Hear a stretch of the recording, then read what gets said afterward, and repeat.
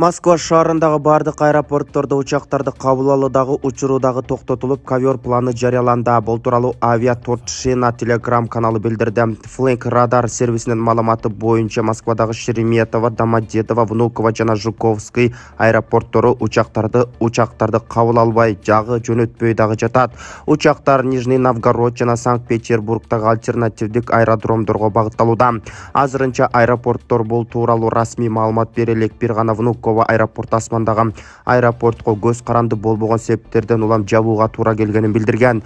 Бүгүн эртең менен абадан коргонуу күчтөрү Москва облусунун аймагына учкучсуз учуучу учакта табышканын Россиянын коргоо министрлиги билдирген. Эртең мененки саат 6:50 аппарат башкарууну жоготуп, Русский районуна кулап түшкөн. АКШнын президенти Джо Байден Борбор Азия лидерлери менен саммит өткөрөт. Иш-чара сентябрь айына пландалган. Бул тууралуу Джо Байдендин Өзбекстандын президенти Шавкат Мирзиёевге жолдогон катынын текстинде айтылганын басылмалар жазышууда. 19-20 сентябрда сиз башка лидерлер менен бирге коопсуздук, экономика жана айлана чөйрөнү коргоо жаатындагы жалпы максаттарыбызды мындан ары биргелешип алдыга жылдыруу жолдорун талкуулоо үчүн С5+1 форматында расмий жолугушууга катыша аласыз деп деп жазган Байден. С5+1 жумушчу топтору экономика, энергетика жана экология, коопсуздук сыяктуу тармактар менен алектенишет. Грек-Рим күрөшү боюнча жаштар курама командасынын мүчөсү Асан Жанышев Иорданиянын Амман шаарында өтүп жаткан дүйнө чемпиондугунда коло медаль тагында. Бул тууралуу бүгүн 21 августта Дене тарбия жана спорт департаментинен билдиришти. Маалыматка ылайык, спортчу 87 килограммга чейинки салмак категориясында катышкан. Алгач 1-16 финалдык беттешинде армениялык балбанды 9-2 эсебинде жеңген. 1-8 финалдык беттешинде Польшанын балбанын 10-0 эсебинде жеңген. 1-4 финалдык беттеште Грециялык балбанга жеңилген. Кола медаль үчүн беттеште Франциялык балбанды 12-4 эсебинде жеңип алган.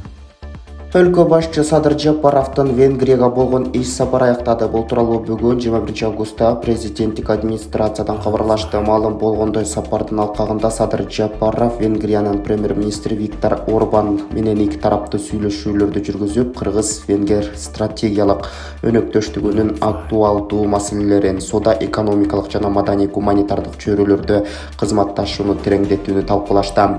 Ошондой эле мамлекет башчысы ардактуу конок катары өлкөлөрдүн башка лидерлери менен бирге Венгриянын улуттук башкы майрамын белгилөө иш-чараларына жана Будапешт шаарындагы улуттук атлетикалык борбордо жеңил атлетика боюнча дүйнө чемпионатынын эркектер арасындагы жарышынын финалына катышкан. Президент Садыр Жапаров Венгрияга болгон иш сапарын аяктап 21 августта Бишкекке кайтып келди.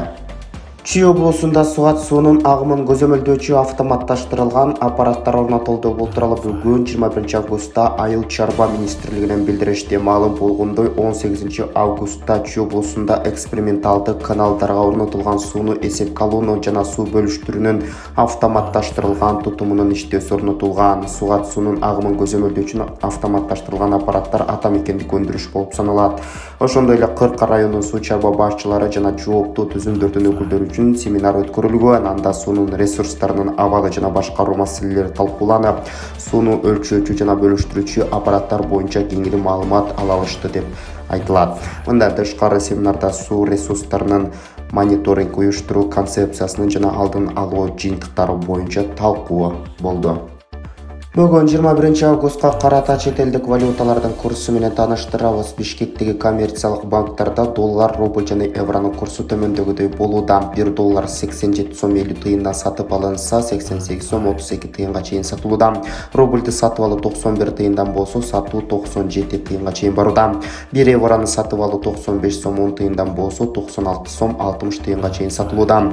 Ал эми Улуттук банкта 1 доллардын курсу 88 сом 25 тыйын деп көрсөтүлөт. Урматтуу мекендештер, сиз чек арага ишеничтүү барууну, чекирди чыкты жазап таза документ менен жүрүүнү кааласаңыз, анда ишеничтүү айдоочу Мухиддин кызматта. Ортомчусуз до конца чек арага өзү алып кирип алып чыгат. Заманбап комфорт машинада жылуу жумшак барып келесиз. Ак кеме же Москвардан келдим десеңиз, бекер кара тизмеден текшерип документке жардам берет. 24 саат WhatsApp жана байланыш. +8 926 213 0060 +8 965 402 93 Мухиддин.